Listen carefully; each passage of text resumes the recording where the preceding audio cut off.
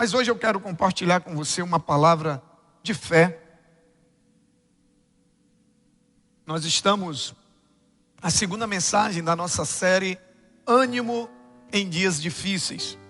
E hoje eu quero falar com você sobre o tema não se entregue, não se dê por vencido. Eu quero dizer para você que às vezes durante a caminhada, não somente nesse momento agora que nós estamos passando, mas durante toda a minha caminhada de vida, minha caminhada cristã, às vezes sim, eu sinto vontade, sabe, de me deixar vencer, eu sinto vontade de parar, porque às vezes a situação é muito difícil. Todos nós passamos por situações difíceis, situações complicadas na nossa caminhada. Mas nesse momento eu penso comigo, será que a palavra de Deus ela serve somente para nos conduzir nos dias bons? Ou será que não é a palavra de Deus que é suficiente para nos fazer avançar, para nos fazer continuar caminhando nos dias ruins, nos dias difíceis, nos dias escuros que a Bíblia diz que nós vamos passar?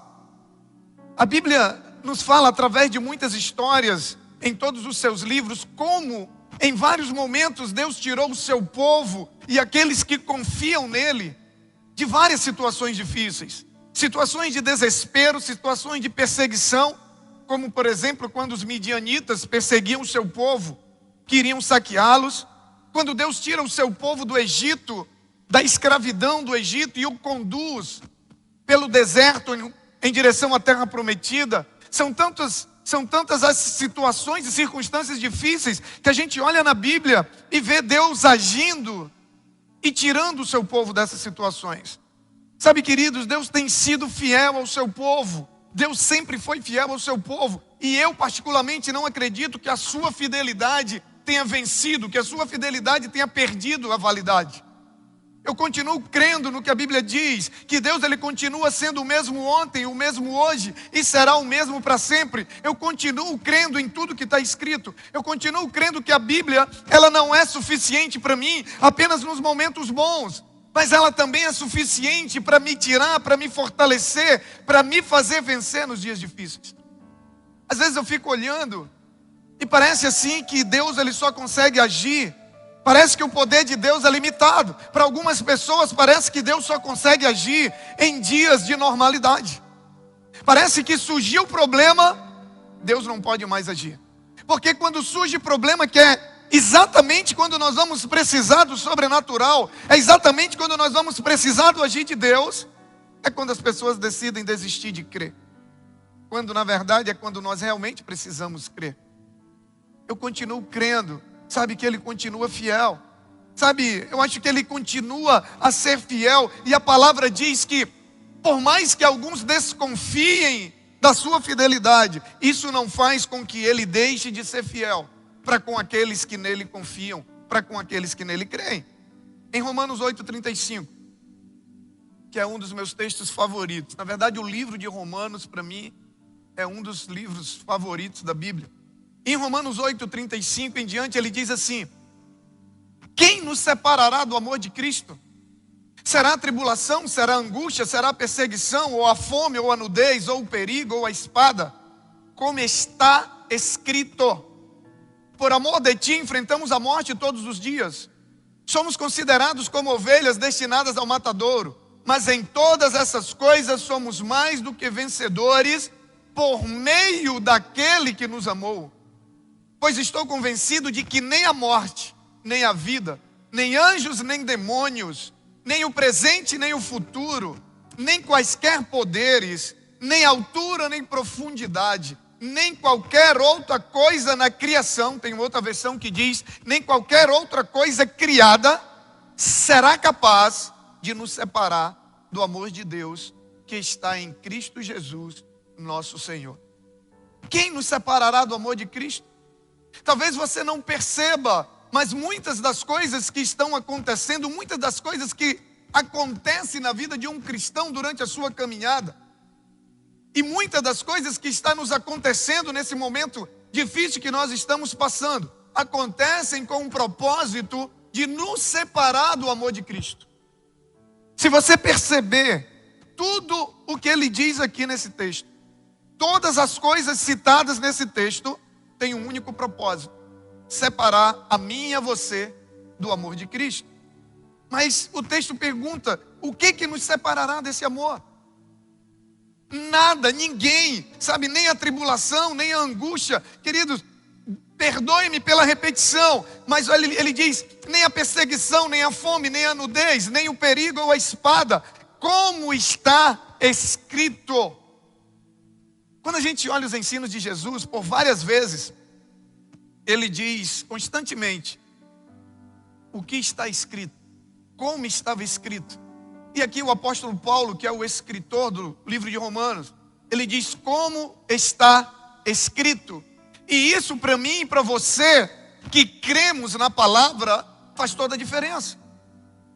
Porque para mim e para você crermos, nós não precisamos vermos, nós precisamos apenas saber que está escrito. Aquele que crê em Deus, aquele que crê que Jesus é a palavra, que Jesus é o verbo que se fez carne, aquele que crê que essa palavra é o próprio verbo, ele não precisa de mais nada, além do fato de que está escrito. Está escrito deve ser suficiente para mim e para você. E ele diz: por amor de ti, enfrentamos a morte. Ele diz: como está escrito, por amor de ti, enfrentamos a morte todos os dias. Somos considerados como ovelhas destinadas ao matadouro. Mas, em todas estas coisas, somos mais que vencedores por meio daquele que nos amou. O que isso significa? Isso significa que como que eu posso desistir? Como que eu posso me dar por vencido se a palavra diz que eu sou mais do que vencedor em todas as coisas? Às vezes a gente está repetindo esse texto. Esse é um texto muito comum no meio dos jargões evangélicos. O que é um jargão, pastor? São frases prontas que a gente repete sem refletir no que ela exatamente quer dizer. E esse é um texto: somos mais do que vencedores, somos mais do que vencedores. Mas a gente não para entender a profundidade do que esse texto diz. Então vamos ao contexto. Ele está dizendo o seguinte: na tribulação, você é mais do que vencedor. Da angústia, você é mais do que vencedor. Na perseguição, você é mais do que vencedor. Na fome, você é mais do que vencedor. Na nudez, você é mais do que vencedor. No perigo ou na espada, você é mais do que vencedor. Na morte, você é mais do que vencedor. É isso que esse texto está dizendo. Como que eu vou desistir? Como que eu vou parar no meio do caminho diante de uma circunstância? Se o texto, se está escrito que eu já venci. Como que eu posso parar? Nessas coisas nós somos mais que vencedores, não em nós mesmos. E aqui é que está o segredo. Aqui é que está a cereja do bolo. Porque muita gente acha que o que o faz mais do que vencedor é você repetir esse versículo como um mantra. Tem gente que usa esse versículo como um mantra. É engraçado como tem pessoas que usam a Bíblia de algumas maneiras, né? Tem gente que pensa que a Bíblia faz efeito por osmose. Aí ele usa a Bíblia debaixo do braço. Ele nunca lê, mas ele anda com a Bíblia debaixo do braço, para cima e para baixo, como se fosse por osmose que a Bíblia fosse fazer diferença na sua vida. Tem outros que fazem diferente. Pega a Bíblia, abre no Salmo 23 ou no Salmo 91, coloca na estante da sua casa e de janeiro a dezembro a Bíblia está aberta ali e ai do vento se virar a página. Mas ele não lê. E ele acha que aquilo é suficiente. Outros acham que ficar repetindo versículos bíblicos como se fosse um mantra é suficiente para mudar a sua vida ou para tornar aquela verdade uma verdade na sua vida. Não.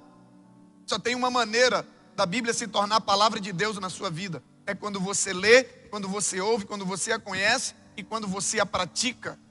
E olha o que o texto diz. Ele diz: nós somos mais do que vencedores sobre todas essas coisas que ele falou: angústia, fome, nudez, perseguição, inclusive a morte. Mas só há uma maneira de eu e você sermos mais do que vencedores sobre todas essas coisas. Sabe qual é? Ele diz: por meio daquele que nos amou. Ou seja, em Cristo. Em Cristo. E o que é estar em Cristo? Em Cristo nós podemos todas as coisas. Em Cristo nós somos mais do que vencedores. Agora, o que é estar em Cristo? Nada mais é do que você está vivendo de acordo com a palavra, do que você está na palavra, porque Ele é a palavra. Estar em Cristo não é estar na igreja. É perfeitamente possível você estar na igreja sem estar em Cristo. Agora, é impossível você estar em Cristo e não estar na igreja, porque aquele que está verdadeiramente em Cristo entende a importância da igreja. Porque em Hebreus 10, 25, ele vai dizer que quanto mais se aproxima o dia, falando acerca da volta de Cristo, ele diz que nós devemos congregar. Nós não devemos deixar de congregar. Sabe qual é a maior mentira do diabo no século 21? É que você pode ser salvo, que você pode servir a Deus, que você pode ser fiel a Deus fora da igreja. A igreja não salva. Preste bem atenção, você precisa entender esses dois lados. É possível você estar na igreja e não estar em Cristo. Mas não é possível você estar em Cristo e estar fora da igreja. Se a igreja não fosse necessária, Cristo não teria estabelecido a sua igreja. E o diabo tem enganado milhões de pessoas, que hoje há uma geração intitulada de desigrejados, pessoas que dizem que servem a Deus nas suas casas. Lê do engano, engano do inimigo.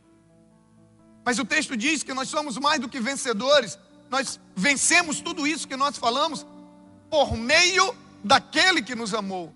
E o que é viver por meio dele? É viver por meio da palavra. Ele é a palavra. E aí Paulo, ele diz o seguinte, ele diz, eu estou convencido. Ou seja, ele diz, eu tenho certeza, eu não tenho dúvida. Querido, eu acho o máximo quando Paulo diz isso. Ele diz, eu estou convencido. Paulo estava convencido por quê? Porque estava escrito. Paulo não precisava de provas. Tem gente que só quer servir a Deus com prova. Me prova que é verdade que eu vou. Me prova que vai. Imagina, quando Deus chama Abraão. Abraão, sai da tua casa, do meio da tua parentela e vai para um lugar que eu ainda vou te dizer. Senhor, não me diz onde é. Me prova que vai dar tudo certo. Aí eu vou. Sem prova eu não vou. E ele não sabe que a fé é a certeza daquilo que nós esperamos, porém de coisas que nós não vemos. Paulo, ele diz, eu estou convencido, eu tenho certeza. De que Paulo tinha certeza? Ele diz de que nada disso, de que nem a morte, sabe, de que nada do que nós enfrentarmos pode nos separar do amor de Cristo.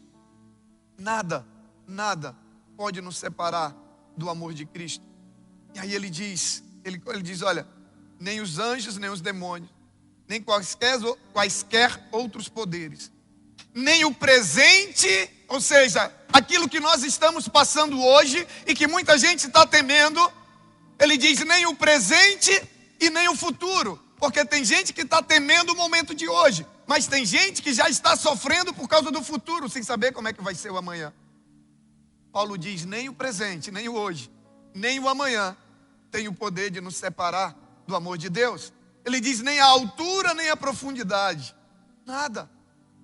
Quando a lista termina, quando Paulo ele tenta de todas as maneiras deixar claro que nada, e aí ele cita aquelas coisas mais, que as pessoas mais teriam medo, inclusive a morte, e aí quando ele não tem mais como descrever, ele diz, nenhuma coisa criada, nada que foi criado, ou seja, nada que existe sobre a terra, tem o poder de nos separar do amor de Deus, que está em Cristo Jesus.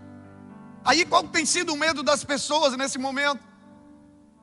Qual tem sido a preocupação? Sabe, as pessoas estão preocupadas, sabe, elas estão com medo. Se essa pandemia vai me tirar do meu trabalho, vai me separar do meu trabalho, se vai me separar da minha empresa, se vai me separar até mesmo da igreja. Não, essa não deve ser a preocupação. O propósito de tudo isso é único e exclusivamente te separar do amor de Cristo. Se você não se separar do amor de Cristo, fica tranquilo. Perdeu o emprego, Deus abre outra porta, porque a Bíblia diz que Ele é o Deus que abre porta que ninguém abre. Eu não sei como vai ser, não te preocupa. A Bíblia diz que o amanhã pertence a Deus, o amanhã já está nas mãos de Deus. Tem muita gente preocupada com o amanhã. Deixa eu te falar uma coisa. Agora, são exatamente 19 horas e 28 minutos aqui no Brasil, no Acre mais especificamente. No Japão, já é amanhã. O japonês, ele já sabe o que vai acontecer amanhã de manhã, porque já é amanhã. Com Deus é do mesmo jeito. Deus já está no amanhã. Deus já sabe, Deus já viu. E se eu confio que nada pode me separar desse amor, eu vou me preocupar por quê? Ele disse que nem o presente, nem o futuro pode me separar do amor de Deus. E o que a gente tem que fazer hoje? Queridos, a única coisa que nós temos que fazer hoje, sabe, é fazer uma declaração da profundeza do nosso ser, do fundo do nosso coração, e dizer assim: Senhor, nada vai me separar do teu amor. E eu quero declarar isso sobre a tua vida, eu quero declarar isso sobre a tua casa, eu quero declarar que nada do que está acontecendo vai te separar do amor de Deus. Nenhuma luta, nenhum problema financeiro, nenhum problema de enfermidade, nada vai te separar do amor de Deus. Nada vai separar a tua família do amor de Deus. Nada vai separar os teus filhos do amor de Deus. Aconteça o que acontecer, você tem que dizer: Senhor, aconteça o que acontecer, com emprego ou sem emprego, com saúde ou sem saúde, na igreja ou em casa, nada vai me separar do teu amor. Eu vou continuar te amando de todo o meu coração. Da mesma maneira que aqueles 3 homens, aqueles 3 jovens, Sadraque, Mesaque e Abednego, eles dizem: olha, Nabucodonosor, se o nosso Deus quiser, Ele pode nos livrar da fornalha. Mas deixa eu te dizer uma coisa antes: se Ele não nos livrar, mesmo assim nós não vamos nos dobrar diante de Ti. Aleluia, aleluia. Sabe por que eles dizem isso? Porque eles sabiam que nem a fornalha poderia separá-lo do amor de Deus. Em João capítulo 1, perdão, em 1 João capítulo 5, versículo 4, diz assim: o que é nascido de Deus vence o mundo. E esta é a vitória que vence o mundo, a nossa fé. Quem é que vence o mundo? Somente aquele que crê que Jesus é o Filho de Deus. Esse é aquele que veio por meio da água e do sangue, Jesus Cristo. Não somente por água, mas por água e sangue. E o Espírito é quem dá testemunho, porque o Espírito é a verdade. Há 3 que dão testemunho: o Espírito, a água e o sangue. E os 3 são unânimes. Nós aceitamos o testemunho dos homens, mas o testemunho de Deus tem maior valor, pois é o testemunho de Deus. O texto diz que todo aquele que nasceu de Deus vence o mundo. E essa é a nossa vitória. Qual que é a nossa vitória? Ele diz: a nossa vitória é a nossa fé. Aquele que é nascido de Deus, ele está se referindo exatamente a você que entregou sua vida a Cristo, a você que entregou o comando e a direção da sua vida a Cristo. Quando aquele homem pergunta para Jesus o que era necessário nascer de novo, o que era necessário para entrar no reino dos céus, e Jesus disse para ele que era necessário ele nascer de novo. E ele pergunta: mas como assim? Como que pode um homem, já sendo velho, voltar para o ventre da sua mãe? Jesus disse: não, cabeçudo, não é disso que eu estou falando, não. Eu estou dizendo que aquele que nasce da carne é carne, que nasce do sangue é sangue, mas eu estou falando de nascer de novo, aquele que nascer da água, aquele que nascer do Espírito, aquele que tiver uma experiência com Deus, aquele que tiver revelação do amor que foi derramado por Ele na cruz. E é disso que ele está falando. Ele diz: é essa fé no Filho de Deus, é essa fé na cruz. Ele diz no texto: quem é que vence o mundo? Somente aquele que crê que Jesus é o Filho de Deus. Somente esse. Todo aquele que nasceu de Deus vence o mundo. E aí ele diz: essa é a nossa vitória. Diga comigo: vitória.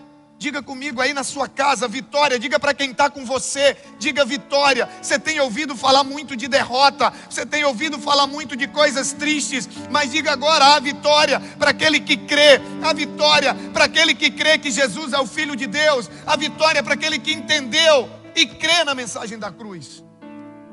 Esse é o que vence o mundo. Aí muitas pessoas podem dizer assim: você não está vendo o que a gente está passando? Sim, mas está escrito que nós não fixamos os nossos olhos naquilo que nós vemos, mas nas coisas que não se vê, porque aquilo que se vê é transitório, é passageiro. Existem duas realidades, querido, que a gente precisa entender. Existem duas realidades que a gente precisa entender. Existe a realidade que você está vendo e existe a realidade que a Bíblia, que a palavra de Deus nos traz.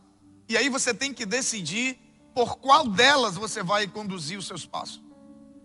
A Bíblia diz que aquele que crê não anda pelo que vê. O justo vive pela fé. Você decide se você vai andar pelo que você vê ou se você vai andar pelo que você crê.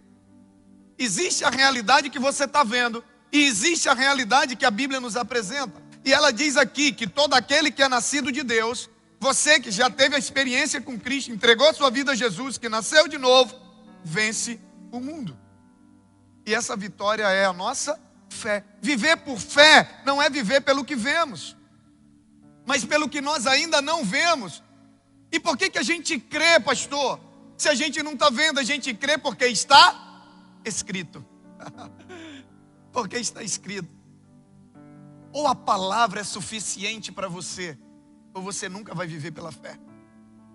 Ou a palavra se torna suficiente na sua relação com Deus, ou você nunca vai viver pela fé, ou você nunca vai experimentar as coisas extraordinárias que Deus tem reservado para quem anda pela fé. A Bíblia diz: aquele que crê verá a glória de Deus. Aquele que crê. Aquele que não anda pelo que está vendo, mas anda pelo que está escrito. Quem é que vence o mundo? Somente aquele que crê que Jesus é o Filho. Aí eu te pergunto, você acredita que Jesus é o Filho? Se você acredita, você vai viver de acordo com a palavra. Se você acredita, você já é mais do que vencedor por meio dele, porque ele é a palavra. Em 1 João 2, versículo 13 e 14, ele diz assim: pais, eu lhes escrevo porque vocês conhecem aquele que é desde o princípio, se referindo a Deus. Jovens, eu lhes escrevo porque vocês venceram o maligno. Filhinhos, eu lhes escrevi porque vocês conhecem o Pai. Pais, eu lhes escrevi porque vocês conhecem aquele que é desde o princípio. Jovens, eu lhes escrevi porque vocês são fortes e em vocês a palavra de Deus permanece e vocês venceram o maligno. Querido, essa é a vitória. Ele diz: jovens, vocês não vencem o maligno porque vocês são jovens. Vocês não vencem o maligno não é porque vocês são fortes, não. Ele diz: vocês vencem o maligno porque a palavra de Deus permanece em vocês. Você vence o maligno por meio daquele que está em você. Querido, se você entender isso, acabou sua vida de derrota. Acabou suas derrotas para Satanás. Você está perdendo lutas que já foram vencidas, porque você está tentando vencer na tua força. Nós somos mais do que vencedores por meio daquele que nos amou somente. Ele diz: jovens, vocês venceram o maligno, porque a palavra permanece em vocês. Somente por isso. Sem palavra, sem Cristo. Ele é a palavra. Ele é o verbo que se fez carne e habitou entre nós. Ele é a palavra. Não tem outra maneira dele estar em nós, se não for através da palavra. Aí ele diz: a palavra permanece. Mas como assim permanece? O que está querendo dizer? Será que está querendo dizer assim, se eu lembro ou se eu esqueço da palavra? Não. Ele está dizendo, porque, querido, algo que você aprendeu, você não vai esquecer. Sim ou não? Tem muita gente que está afastada de Deus agora. Só que as verdades que você aprendeu de Deus estão aí no teu coração e na tua mente. Pessoas que foram para o encontro, tiveram experiências com Deus. Tudo que você aprendeu de Deus, você não esqueceu. Então, quando ele está dizendo que a palavra, vocês venceram o maligno porque a palavra permanece em vós, ele não está querendo dizer porque vocês continuam lembrando da palavra, não. Ele diz: vocês venceram o maligno porque vocês continuam, vocês permanecem confiando na palavra. Porque não adianta eu conhecer e eu não confiar. Porque só anda pela palavra quem confia nela. Só decide obedecer a palavra quem crê que vai valer a pena. Porque em muitos momentos você vai ter que perder aos olhos humanos para viver pela palavra. Uau! E se você não acreditar que vale a pena perder para ganhar com Ele, não é que você esqueceu. A pergunta é, você continua confiando na palavra ou não? Quando vem os momentos difíceis, você permanece crendo, ou você é daqueles que acha que a Bíblia só serve para os dias bons? Que o poder de Deus só serve para resolver problema pequeno. Problema grande Ele não consegue resolver. Porque é isso que você está dizendo para Deus. Quando no meio de um grande problema você se desespera, você está dizendo: Deus, eu não me desesperei com um problema pequeno porque eu achava que só podia resolver, mas esse aqui é grande demais para ti. Eu não sei se acontece com você, mas em momentos como esse que a gente está passando, muitas coisas começam a fazer sentido para mim. Minha fé é mais fortalecida. Até porque Paulo disse que quando estamos fracos, quando estamos vulneráveis, é que nós nos tornamos mais fortes. Você já percebeu como às vezes a gente tem muito trabalho para vencer alguém que já foi vencido? Às vezes eu fico pensando em umas coisas acerca da Bíblia que até pergunto para Deus às vezes, digo: Senhor, eu acho que eu estou viajando sozinho aqui, porque fico olhando e digo, às vezes a gente tem um trabalho enorme, custa muito caro para a gente vencer algo que já foi vencido. Porque a Bíblia diz que ele já foi derrotado. Nós já somos mais do que vencedores. Aí às vezes a gente ouve situações, as pessoas vêm pedir ajuda, pedir oração, e as pessoas falam com um pavor: pastor, isso é um plano maligno. E aí? E daí? Pode ser plano maligno, pode ser obra do inferno, pode ser o que for. A Bíblia diz que nada, que nem principados, nem potestades, nem anjo, nem demônio, nada pode nos separar do amor de Deus. Se nós estamos em Cristo, nós não temos o que temer. Crente com medo do diabo, que história é essa? A Bíblia diz que maior é o que está em nós. Agora, se Ele não está em você, aí é outra história. Aí você tem que ter medo mesmo. Aí você tem que ter medo, aí você tem que estar desesperado. Agora, se você está em Cristo, Ele diz que nós somos mais do que vencedores por meio dEle. E esse por meio dEle é por meio da palavra. Tem gente querendo caminhos mais curtos, mas não existe. Não existe caminho mais curto para uma vida de vitória com Deus. Não existe caminho mais curto para uma vida, abençoada financeiramente, abençoada no casamento, abençoada na família, uma vida com sentido, uma vida com propósito. Não existe caminho mais curto. O único caminho é pela palavra. Pela palavra. E se Ele está em mim, pode vir o que vier. Ele diz que nem mesmo a morte poderá nos vencer. Você sabia que a Bíblia diz que o último inimigo a ser vencido por aquele que está em Cristo é a morte. É a última vitória. É a última cajadada no diabo. Quando ele pensava que ia levar você para a morte eterna, você vence a morte e vai viver eternamente ao lado do Pai. Mas só aqueles que estão em Cristo. Jesus, Ele recuperou toda a autoridade sobre todas as coisas. Quando Ele morre, a Bíblia diz que Ele vai no inferno, Ele pega as chaves da morte e do inferno. E Ele olha para o diabo e diz: onde está, ó morte, agora o teu aguilhão? Onde está a tua vitória? Diz: a partir de agora, aquele que estiver em mim não morre mais. Então do que a gente precisa, pastor? Precisamos cada vez mais daquilo que a gente busca cada vez menos. Precisamos cada vez mais daquilo que a gente tem cada vez menos tempo. Precisamos cada vez mais daquilo que a gente tem valorizado cada vez menos, que é a palavra. A palavra. Querida, eu faço muitos cursos, quem me conhece sabe, eu estudo, eu faço cursos, eu leio livros, eu faço treinamentos, mas eu não abro mão da palavra. Ela é o único caminho. Ele é o único caminho.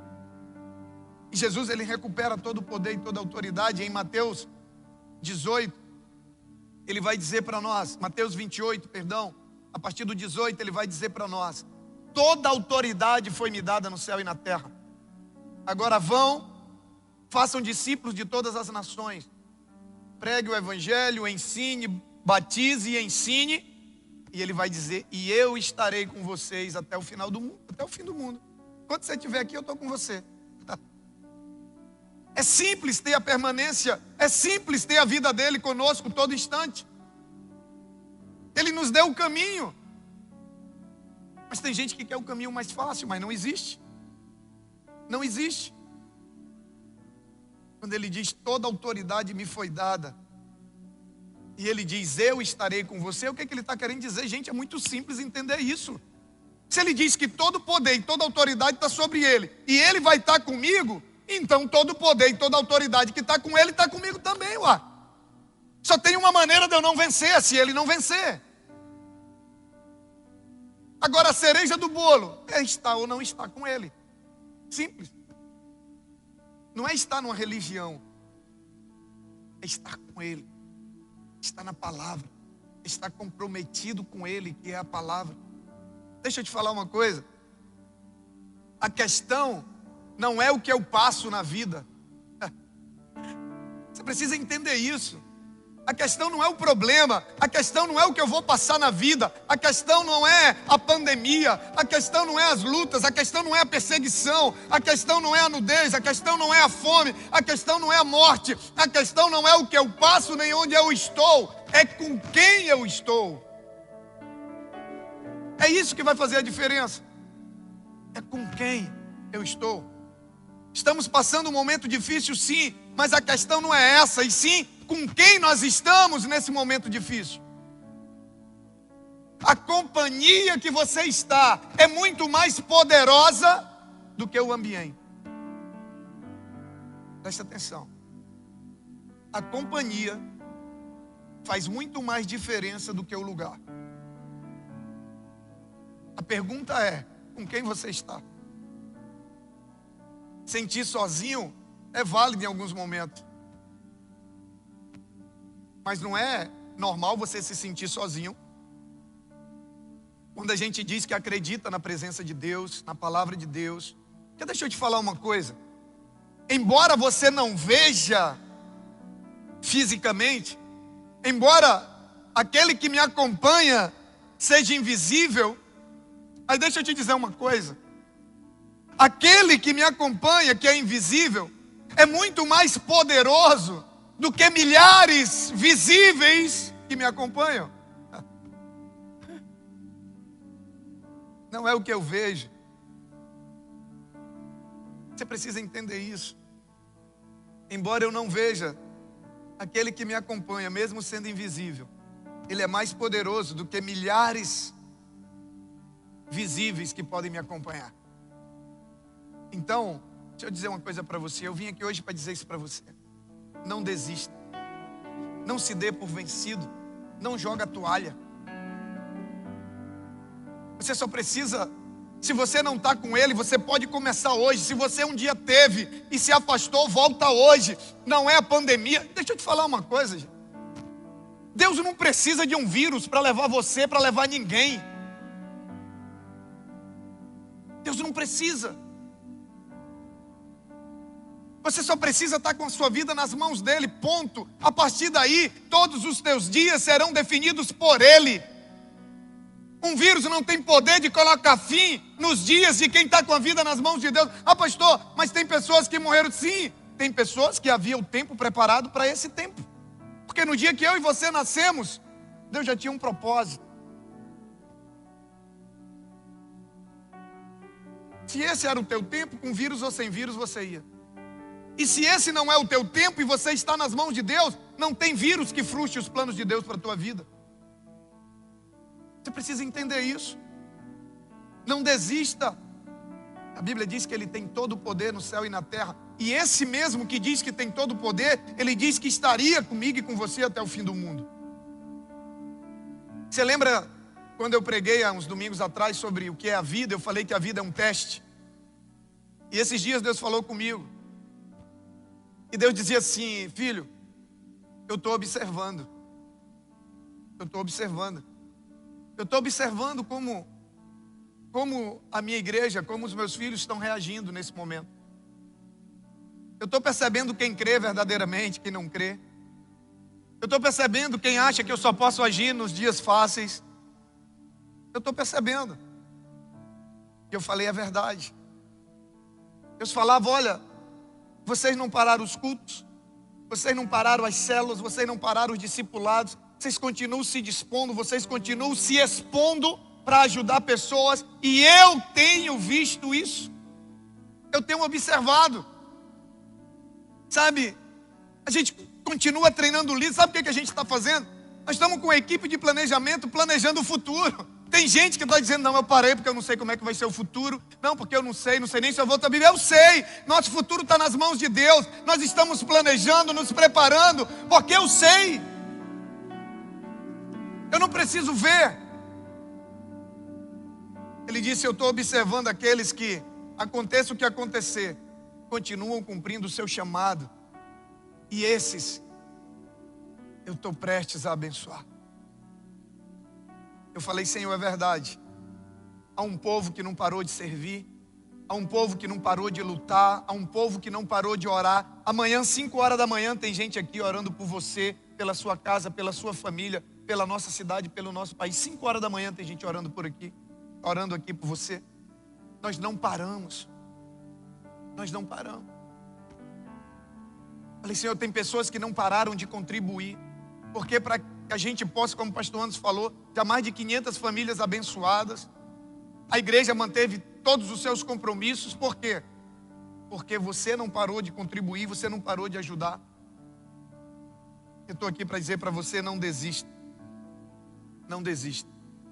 Sabe, nós não nos abandonamos, nós não abrimos mão nem mesmo da excelência. Ah não, agora a igreja em casa, culto de casa, vou pregar de casa, do meu quarto, pede o plano para fazer um louvorzinho. Aqui não tem louvorzinho, não tem cultozinho não. Nós não abrimos mão da excelência que nós levamos muito tempo para conquistar para o Senhor e para conquistar para você. Nós não abrimos mão, sabe por quê? Porque nós cremos que por meio daquele que nos amou, nós somos mais do que vencedores.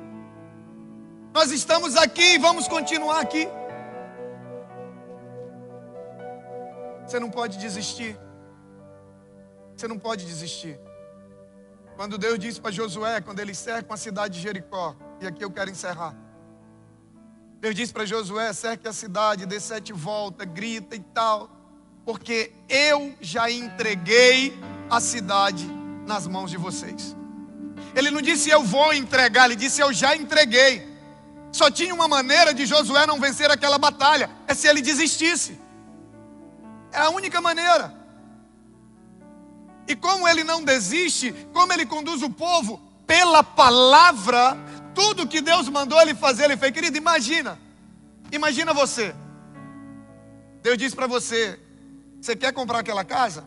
Então você vai lá durante 7 dias, dá 7 voltas todo dia. Cada volta que você der, você grita. Imagina, muitos de nós não obedeceríamos. Às vezes Deus vai mandar eu e você fazer coisas que fogem totalmente do padrão normal. Sabe por quê? Porque Ele quer ver até que ponto nós cremos. Ele quer ver até que ponto nós confiamos na palavra. Deus não disse a ele que entregaria. Não, Ele disse eu já entreguei. Davi, quando ele vai lutar contra Golias, ele diz, Deus já me deu a vitória contra o urso. Deus já me deu a vitória contra o leão. Quem é esse incircunciso? Eu imagino que naquele momento, se Golias estivesse ali e Davi tivesse atirado para cá de Anglei, a pedra tinha feito tá, na testa de Sansão, de Golias. Ele vou atirar para cá. A pedra ia fazer na testa de Golias. Por quê, pastor? Porque já estava escrito que ele ia cair. Deus já tinha dado a vitória. Não tinha jeito de dar errado. Não tinha, só tinha uma maneira dele não vencer. era se ele fosse vencido pelo medo, como todo o exército junto com Saul estava sendo vencido pelo medo. Ei, deixa eu te falar uma coisa, você não vai desistir, o medo não vai te vencer. A partir de hoje, você vai continuar crendo. Deus me trouxe hoje para renovar a tua fé, para dizer para você: ei, eu continuo no controle de todas as coisas. Você é mais do que vencedor sobre todas essas coisas, por meio daquele que nos amou. Eu quero orar por você hoje. Eu quero orar por você hoje. Eu quero orar por 2 grupos de pessoas hoje. O primeiro deles é você que talvez não está naquele que nos amou. Você que não está em Cristo. Talvez um dia você esteve, mas deixa eu te dizer uma coisa. A Bíblia diz que melhor é o fim do que o início de todas as coisas. Então não importa como você começou a sua caminhada com Cristo, importa como você vai terminar. Então se você está me ouvindo é porque você está vivo. Se você está vivo é porque ainda há oportunidade de você voltar para Ele hoje. Então decida voltar para Ele hoje. Se você quer recomeçar, escreve para nós aí no chat, que a nossa equipe já vai botar o link para você. Você vai preencher o formulário, nós vamos entrar em contato com você e nós vamos ajudar você nessa caminhada, nesse recomeço. Comunidade Batista Vida é o lugar do seu recomeço. Talvez você nunca esteve em Cristo, talvez você nunca entregou a tua vida para Jesus verdadeiramente. Você sempre visitou, você sempre foi um simpatizante, mas você viu hoje que apenas aqueles que estão naquele que nos amou, somente por meio daquele que nos amou, é possível ser mais do que vencedor sobre todas essas coisas. Você quer entregar a sua vida a Jesus hoje? Toma essa decisão hoje, não adia mais. Não adia mais.